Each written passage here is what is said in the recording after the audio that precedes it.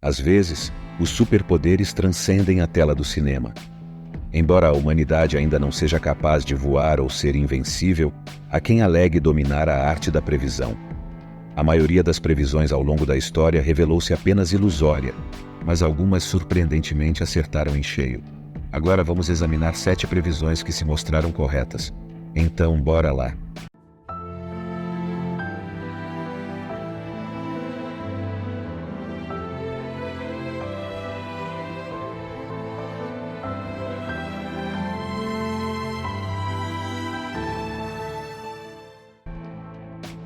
Alexis de Tocqueville, um aristocrata e filósofo político francês, realizou uma visita aos Estados Unidos no início do século XIX.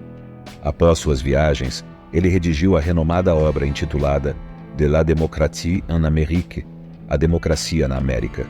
Suas observações perspicazes sobre o país resultaram em várias previsões a respeito de seu futuro.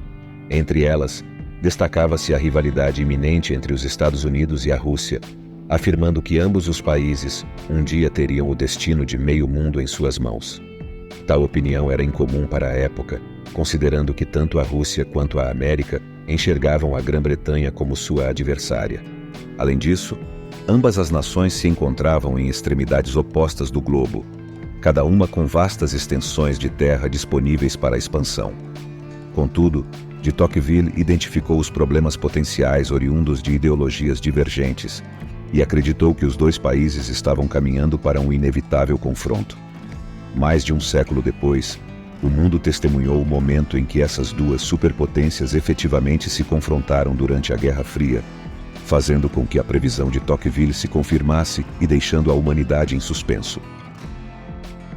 Samuel Langhorne Clemens, mais conhecido pelo pseudônimo de Mark Twain, nasceu em novembro de 1835, pouco tempo depois da aparição do cometa Halley no céu.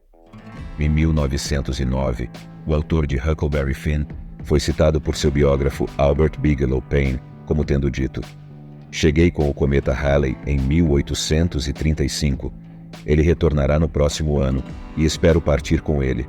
Será a maior decepção da minha vida se eu não sair com o cometa Halley." O Todo-Poderoso disse sem dúvida: "Agora, aqui estão essas duas inexplicáveis aberrações. Elas vieram juntas, devem partir juntas." De fato, em 21 de abril de 1910, apenas um dia após a aparição do famoso cometa, Twain faleceu devido a um ataque cardíaco. Durante sua vida, o sérvio-americano Nikola Tesla destacou-se não apenas como um cientista e inventor notável, mas também como um hábil futurista, capaz de fazer várias previsões precisas sobre o avanço da tecnologia além de seu tempo. Em uma entrevista concedida ao New York Times em 1909, o renomado físico previu antecipadamente a invenção do Wi-Fi e dos telefones celulares. Ele afirmou: "Em breve será possível transmitir mensagens sem fio para todo o mundo de forma tão simples que qualquer pessoa poderá possuir e operar seu próprio aparelho." Além disso, em uma entrevista realizada em 1929, Tesla aparentemente previu a criação da internet mais de 50 anos antes de sua efetiva concretização. Ele declarou: "Quando a tecnologia sem fio for perfeitamente aplicada, toda a Terra será convertida em um enorme cérebro. Seremos capazes de nos comunicar uns com os outros instantaneamente, independentemente da distância."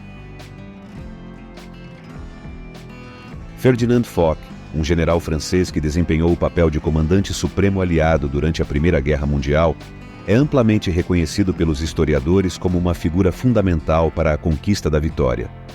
Foch, conhecido por sua habilidade estratégica, desempenhou um papel significativo nas negociações de paz em Versalhes após a rendição alemã.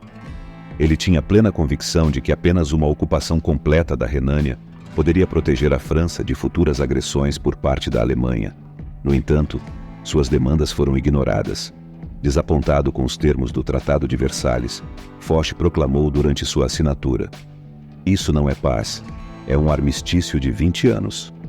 Quase exatamente 20 anos depois, a agressão alemã desencadeou a Segunda Guerra Mundial, provando que a profecia de Foch estava correta. John Alfred Watkins, um engenheiro americano relativamente desconhecido escreveu um artigo intitulado O que pode acontecer nos próximos 100 anos. Datado de dezembro de 1900, suas ideias revelaram-se notavelmente visionárias. Uma das previsões notáveis de Watkins foi a invenção de uma nova tecnologia fotográfica. Ele escreveu: fotografias serão telegrafadas de qualquer distância. Se houver uma batalha na China daqui a 100 anos, instantâneos de seus eventos mais impressionantes serão publicados nos jornais uma hora depois. As fotografias reproduzirão todas as cores da natureza. Watkins demonstrou uma visão surpreendente, já que na época de sua escrita, a fotografia colorida ainda estava em estágios experimentais, e a ideia de transmitir imagens em todo o mundo por meio de uma câmera estava além do que se acreditava ser possível. Robert Boyle, aclamado como um dos fundadores da química moderna, compilou uma lista de desejos durante a década de 1660, quando desempenhou um papel fundamental na fundação da Royal Society, atual Academia Nacional de Ciências da Grã-Bretanha.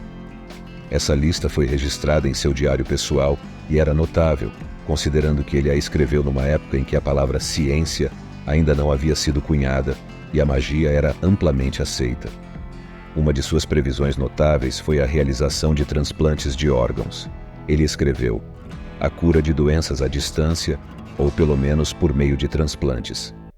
É interessante notar que o primeiro transplante de órgão ocorreu em cerca de 300 anos após a previsão feita por Boyle. É interessante notar que o primeiro transplante de órgão ocorreu em 1954, cerca de 300 anos após a previsão feita por Boyle. Enquanto o renomado autor inglês H.G. Wells pode ser amplamente conhecido como o pai da ficção científica, o romancista francês Jules Verne não fica muito atrás desse título. Jules Verne ficou famoso por suas obras, como 20.000 Léguas Submarinas, 1870, e Volta ao Mundo em 80 Dias, 1872, e também por um livro intitulado Da Terra à Lua, em 1865. Escrevendo mais de um século antes do homem realmente pisar na Lua, Verne detalhou essa conquista de maneira surpreendentemente precisa.